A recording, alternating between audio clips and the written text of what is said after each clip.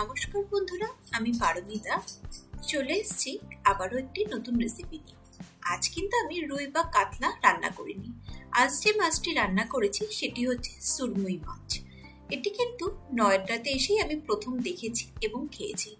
তবে কলকাতায় এই মাছটি পাওয়া যায় কিনা আমার জানা নেই। আপনারা যদি জেনে থাকেন আর ওখানে কি নাম অবশ্যই আমাকে একটি কমেন্ট করে জানাবেন। এখানে কিন্তু প্রথমেই মাছটির ছালটি টেনে তুলে দেওয়া হয়, তারপরে মাছটাকে ওনারা পিস পিস করে কেটে দেন। বাড়িতে মাছটা নিয়ে আসার পর খুব ভালো করে পরিষ্কার করে ধুয়ে নিয়েছি। আর মাছের মধ্যে দিয়ে দিচ্ছি নুন, হলুদ আর গুঁড়ো লঙ্কা। এই মশলাগুলো মাছের মধ্যে খুব ভালো করে মাখিয়ে নেব।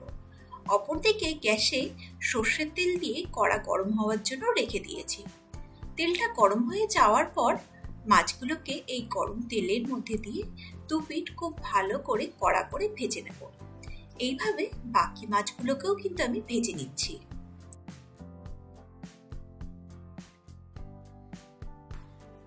মাছ ভাজার তেলের মধ্যে দিয়ে দিলাম একটি বড় সাইজের পেঁয়াজ পেস্ট। পেঁয়াজটা কিছুক্ষণ ভাজার পর এর মধ্যে দিয়ে দিচ্ছি একটি মিডিয়াম সাইজের টমেটো পেস্ট। টমেটো আর পেঁয়াজটাকে ভালো করে ভেজে নেব। আর এর মধ্যে দিয়ে দেব 7 থেকে 8 কোয়া রসুন।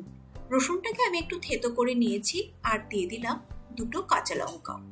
কাঁচা লঙ্কাগুলোকে চিড়ে আমি এর মধ্যে দিয়েছি।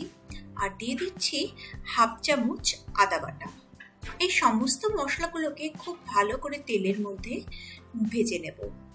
এবার এর মধ্যে দিয়ে দিচ্ছি হাফ টিস্পুন হলুদ গুঁড়ো, হাফ টিস্পুন গুঁড়ো লঙ্কা আর দিলাম 1 টিস্পুন কাশ্মীরি লঙ্কার গুঁড়ো। এই মশলাগুলোকে তেলের মধ্যে কষাতে থাকবো। আর এর মধ্যে এবার দিয়ে দিচ্ছি আমি সামান্য একটু পরিমাণে চিনি। দিয়ে দিচ্ছি হাফ টিস্পুন পরিমাণে জিরে গুঁড়ো। এই মশলাগুলো খুব ভালো করে কষিয়ে নিয়ে এবার এর মধ্যে আমি দিয়ে দিলাম জল।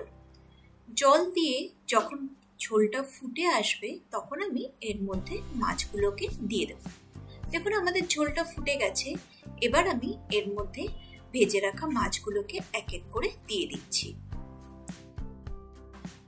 দিয়ে দিচ্ছি পরিমাণ মতো নুন। দেখুন ঝোলটা আগের থেকে অনেকটাই ফুটে কমে গেছে। আমাদের কিন্তু মাছের ঝোল একদম রেডি।